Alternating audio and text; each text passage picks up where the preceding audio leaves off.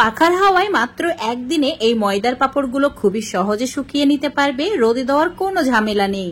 আজকে তোমাদের সঙ্গে ময়দা দিয়ে দারুণ সুস্বাদু মুচমুচে খাস্তা পাপড়ের রেসিপি শেয়ার করব।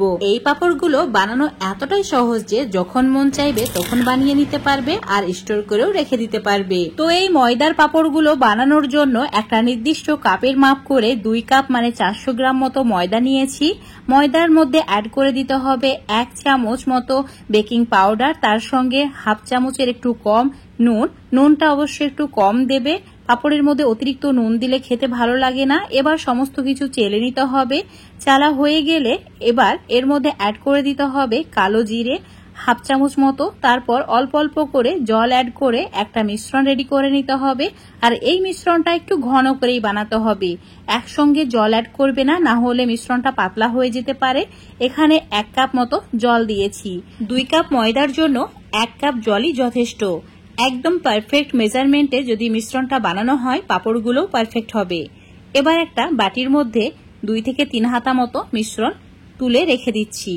একইভাবে আরো একটি বাটির মধ্যে তুলে রেখে দিতে হবে কালার মেশানোর জন্য। তো এখানে তোমরা কালার ছাড়াও পাপড়গুলো বানাতে পারো। দেখার সৌন্দর্যের জন্য 2 ধরনের কালার গ্রিন আর অরেঞ্জ দুটোকেই মিশিয়ে নিয়েছি। রং মেশানো হয়ে গেলে এখন এটা সাইডে রেখে দিচ্ছি। এবার নিয়েছি একটা প্যাকেট। তো যে কোনো মোটা ধরনের প্যাকেট নিলেই হবে এই পাপড়গুলো ডিজাইন করার জন্য। তো তোমরা চাইলে এখানে নুনের প্যাকেট বা দুধ দইয়ের প্যাকেটগুলোও নিতে পারো। ভালো করে পরিষ্কার করে ধুয়ে নেবে, তারপর এই মিশ্রণটা অ্যাড করবে। তো এবার পাপড়গুলো বানিয়ে নিতে হবে। চুলোর ওপর একটা বড় সাইজের কড়াই নিয়েছি, তাতে 2 গ্লাস জল দিয়েছি। চুলোর ফ্লেমটা মিডিয়াম টু লো করে রাখতে হবে। জল ফুটতে শুরু করলেই চুলোর ফ্লেমটা একদম কমিয়ে দিতে হবে। তারপর এইরকম একটা থালা উল্টো করে দিতে হবে। অল্প একটু তেল ভালো করে ব্রাশ করে নিচ্ছি। তারপর একদম থালাটা যখন গরম হয়ে যাবে এইভাবে ডিজাইন করে নিতে হবে মিশ্রণটা দিয়ে। তোমরা তোমাদের পছন্দ মতো বিভিন্ন ধরনের ডিজাইন এখানে করতে পারো। আর এই ডিজাইন করে পাপড় বানানো খুবই সহজ।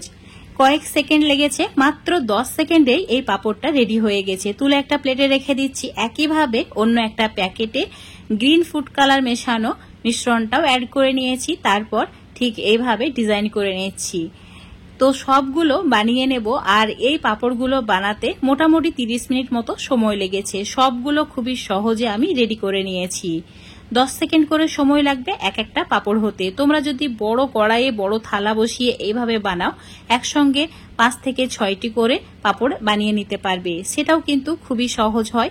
তো চেষ্টা করবে বড় কড়াইয়ে বড় থালা বসিয়ে পাপড়গুলো রেডি করার। তো একইভাবে সাদাটাও বানিয়ে নিয়েছি।